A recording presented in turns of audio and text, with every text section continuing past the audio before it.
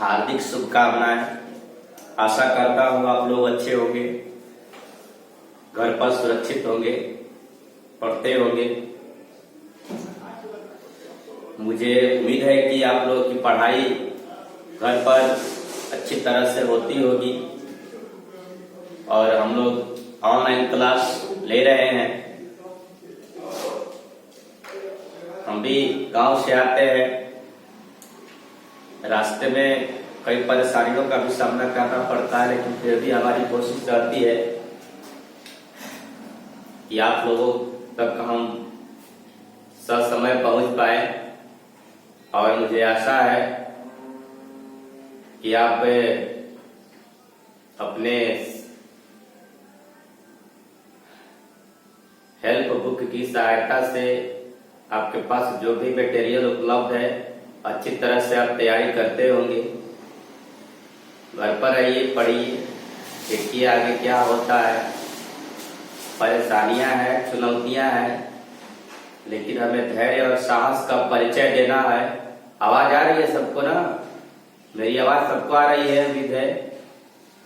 तो चलिए फटाफट हम चलते हैं टॉपिक की तरफ। मैं पिछले बार आया था तो आप लोगों को बताया था राष्ट्रवाद के बारे में। चैप्टर है यूरोप में राष्ट्रवाद का उदय। टॉपिक है जर्मन राष्ट्र निर्माण।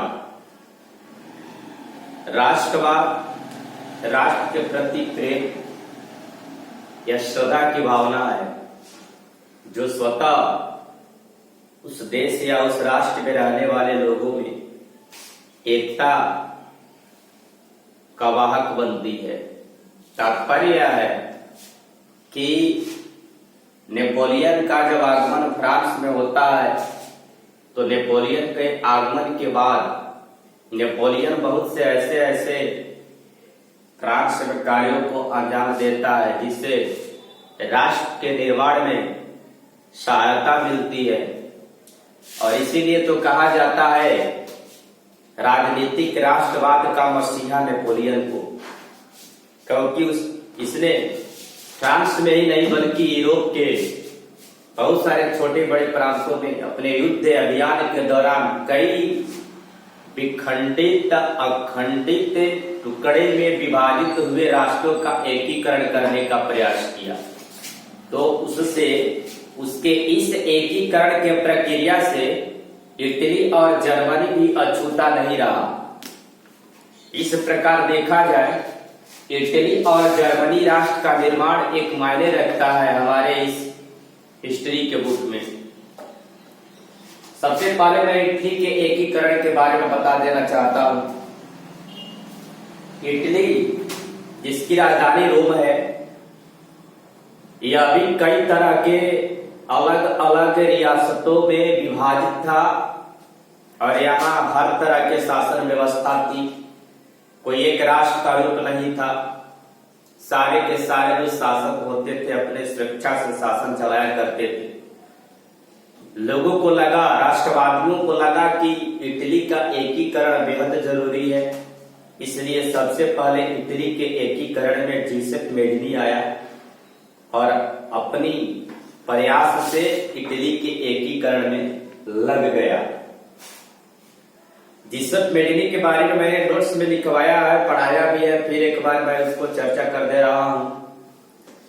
जीसेप मेडिनी एक साहित्यकार, गणतांत्रिक विचारों का समर्थक तथा योग्य सेनापति था।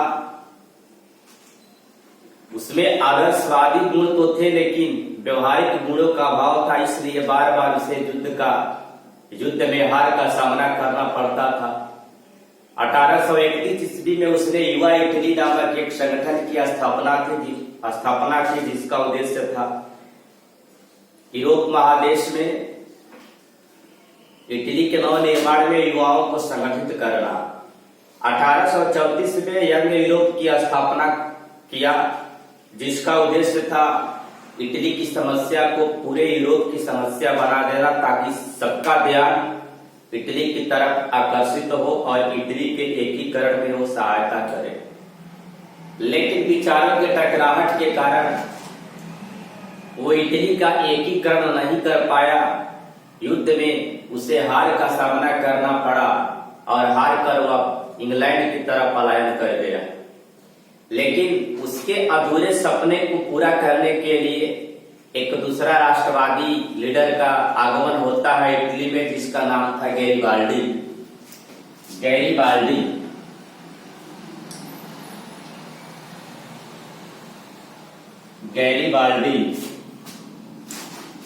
मैं जो लोग भी ऑनलाइन मौजूद होंगे, कुछ बच्चों का नाम ले लेना चाहता हूं। प्रियांशु, शुभम, प्रिंस पटेल, ईशु और भी बहुत सारे बच्चे हैं। लड़कियों में वर्षा होगी, निकिता होगी, जायसवाल जी होंगे। आप लोग से आशा है कि आप लोग पढ़ते होंगे। जो भी समस्याएं हैं या आपको जो टॉपिक नहीं समझ में आ रहा होगा तो आप इस कॉन्टेक्ट नंबर पर कॉल जरूर करिएगा, ताकि मैं आपके प्रश्नों का जवाब दे सकूं। प्रयास करते रहिए। इस संकट की घड़ी में हमें संघर्ष तो करना ही है। तो चलते हैं। दूसरा, जो मेडली के अधूरे सपनों को पूरा करने के लिए जो व्यक्ति आया उसका नाम था गैरिबाल्डी। गैरिबाल्डी एक नाविक था। इसका पेशा जो था नाविक का था।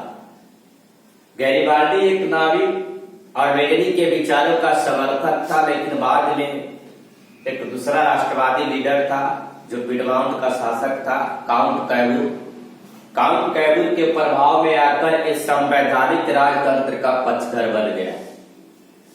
इसने अपने समर्थकों की एक विशाल सेना खड़ी की और उस सेना की सहायता से इटली के दो प्रांत, एक प्रांत का नाम था सिसिली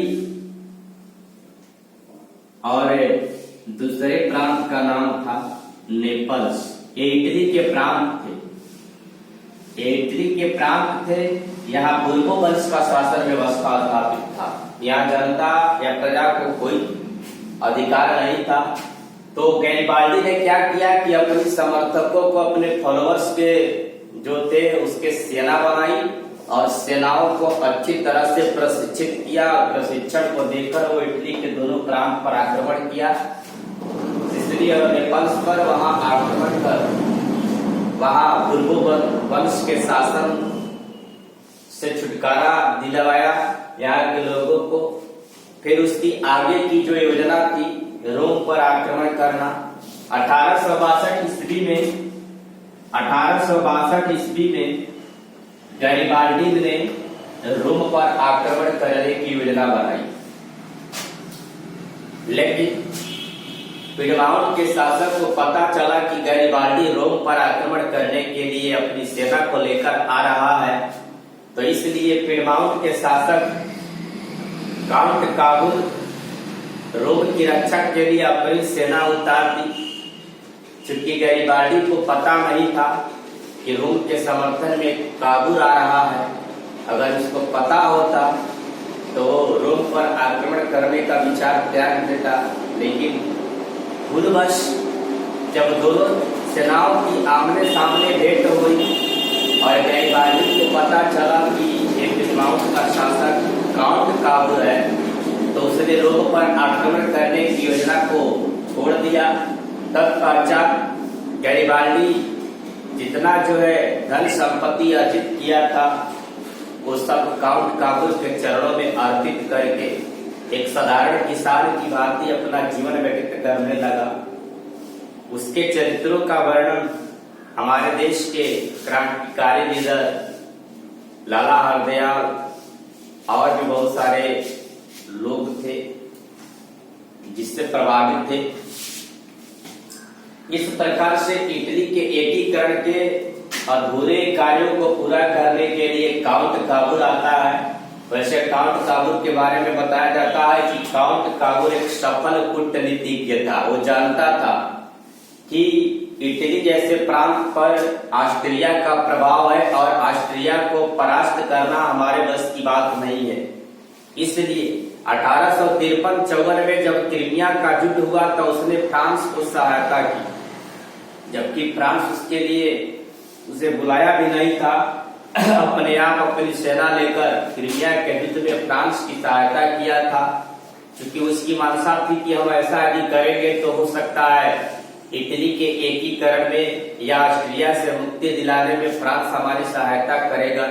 ऐसा भी हुआ। जब पेरिस में सम्मेलन हुआ तो सारे प्रांतों के राष्ट्र प्रमुखों के साथ साथ पिडमाउंट के शासक काउंट काबूर को भी आमंत्रित किया गया। काउंट काबूर ने अपनी कूटनीति से बहुत ही चालाकी से इटली की समस्या को पूरे यूरोप की समस्या बनाया और वचन ले लिया कि फ्रांस हमारी सहायता करेगा। ऐसा ही हुआ। 1864 में जब सेडेवा का युद्ध हुआ तो फ्रांस ने काउंट काबूर की जो है सहायता की और इस प्रकार फ्रांस और इटली मिलकर ऑस्ट्रिया को बुरी तरह से पराजित किया, जिससे इटली से ऑस्ट्रिया का जो है प्रत्यार्पण अर्थात पराजय हुआ।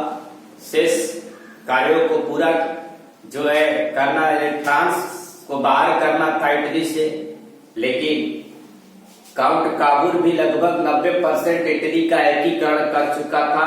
1862 में इसकी मृत्यु हो गई। उसके अधूरे कार्यों को पूरा करने के लिए दूसरा जो पूरे राष्ट्र प्रमुख माना जाता है विक्टर एमेनुअल, वो आता है और इटली के एकीकरण के प्रक्रिया को पूरा करता है। इस प्रकार लंबे प्रयास और संघर्षों के बावजूद इटली का एकीकरण सन 1870 में पूरा होता है और इस प्रकार इटली एक राष्ट्र के रूप में जाना जाता है। अब दूसरा जो मैं टॉपिक लिया था जर्मन राष्ट्र का निर्माण, क्योंकि इटली और जर्मनी के एकीकरण साथ साथ हो रहे थे। एक बात मैं आपको बता देता हूं, एकीकरण का मतलब क्या होता है। एकीकरण देखिए, एकीकरण का मतलब होता है विखंडित या टुकड़े में विभाजित राष्ट्र को एक शासन के सूत्र में बांधना एकीकरण कहलाता है, जहां पर एक संघीय शासन व्यवस्था की स्थापना किया जा सके। ऐसे में अगर एक ही राष्ट्र में अलग अलग प्रांत अलग अलग तरह के शासन व्यवस्था संचालित करते हैं तो इससे कई तरह की समस्या खड़ी हो जाती है। जैसे कि आपको पता होगा कि 1947 से पहले हमारा देश भारत भी कई रियासतों में डिवाइड था। लगभग 562-63 रियासत थे, जहां हर रियासतों के जो प्रांत प्रमुख होते थे, जो राजा होते थे, एक दूसरे से जलन की भावना रखते थे और यही विभाजन का परिणाम रहा कि अंग्रेजों ने लंबे समय तक हमारे देश में शासन किया। तो हमारे सरदार वल्लभ भाई पटेल की सहायता से बहुत सारे प्रांतों का एकीकरण हुआ। इसलिए सरदार वल्लभ भाई पटेल को भारत का बिस्मार्क कहा जाता है। अब मैं बात करता हूं भारत का बिस्मार्क क्यों कहा जाता है सरदार वल्लभ भाई पटेल को।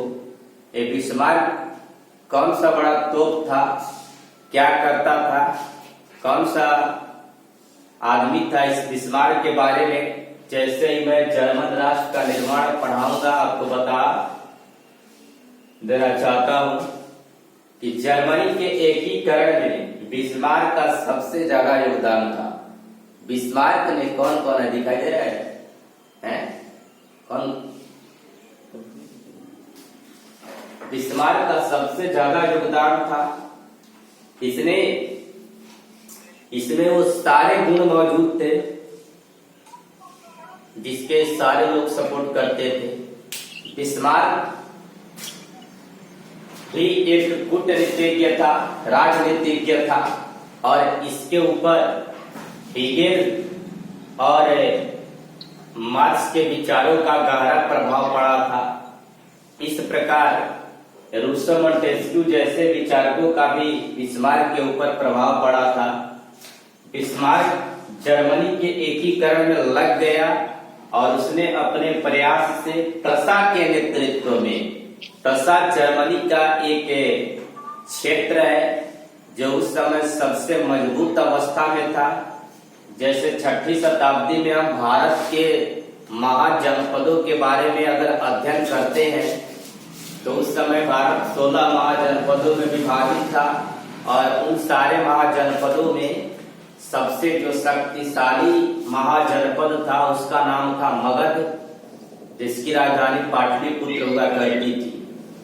तो उसी प्रकार जर्मनी के सारे प्रांतों में प्रसा सबसे प्रमुख प्रांत था और बिस्मार्क ने सोचा, थिंकिंग किया कि हम प्रसा के नेतृत्व में ही जर्मनी का एकीकरण कर पाएंगे। ध्यान दिया जाए, चूंकि राष्ट्र के निर्माण में बहुत सारे लोगों का बलिदान भी होता है और वो बलिदान व्यर्थ नहीं जाते। जिस राष्ट्र पर अलग अलग समूहों का प्रभाव होता है उन समूहों को शासन के एक सूत्र में बांधना एक बहुत बड़ी चुनौती होती है। इस प्रकार बिस्मार्क के अंदर वो नेतृत्व करने की क्षमता थी और अपने प्रयास से जर्मनी के एकीकरण में सफल भी हुआ। यहाँ कई राष्ट्र नायकों के बारे में हम बात करते हैं। बिस्मार्क भी एक राष्ट्र नायक के रूप में उभरा और विलियम वन के सहायता से उसने जो है जर्मनी के एकीकरण की प्रक्रिया को पूरा किया और कई कलाकारों का भी योगदान था एकीकरण में। जैसे राष्ट्र के रूप में एक देवी का चित्र प्रस्तुत किया जाता है। राष्ट्र की छवि कैसी होती है, राष्ट्र की रूपरेखा क्या होती है, जर्मनी में भी उसी प्रकार की रूपरेखा को देखा जाता है। जैसे हमारा जो राष्ट्र है इसे हम माता के नाम से जानते हैं और भारत माता का एक छवि हमारे मन में, आपके मन में अंकित हो जाती है। इस छवि को हम देश मानकर इसका हम नेतृत्व करते हैं। उसी प्रकार जर्मनी में जर्मेनियम नाम की स्वतंत्रता की देवी एक कई कलाकारों द्वारा चित्र उकेरा गया और राष्ट्र को एक स्त्री के रूप में छवि गढ़ा गया। एक स्त्री को इसका आधार माना गया कि अपनी मातृभूमि को एक स्त्री की छवि के रूप में लोगों ने स्वीकार किया और जर्मनी की स्वतंत्रता और जर्मनी के एकीकरण के प्रयास किए। तत्पश्चात ये छवि उन राष्ट्र नायकों को भी समर्पित होती है जो राष्ट्र नायक इस छवि के आधार पर राष्ट्र के एकीकरण में अपना योगदान देते हैं। थोड़ा सा मैं बिस्मार्क के बारे में बता देता हूँ। उसका पूरा नाम था ऑटो वन बिस्मार्क।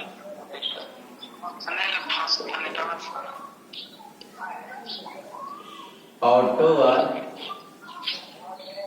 बिस्मार्क, मैंने बताया ना कि ये एक सफल कूटनीतिज्ञ था और अपनी कूटनीति से वो अपने हर तरह के विचारधाराओं के लोगों को जोड़कर अपने साथ रखता था। उसके व्यक्तित्व का इतना जबरदस्त लोगों के ऊपर प्रभाव था कि उसे सब लोग अपना समर्थक, फॉलोअर समझते थे।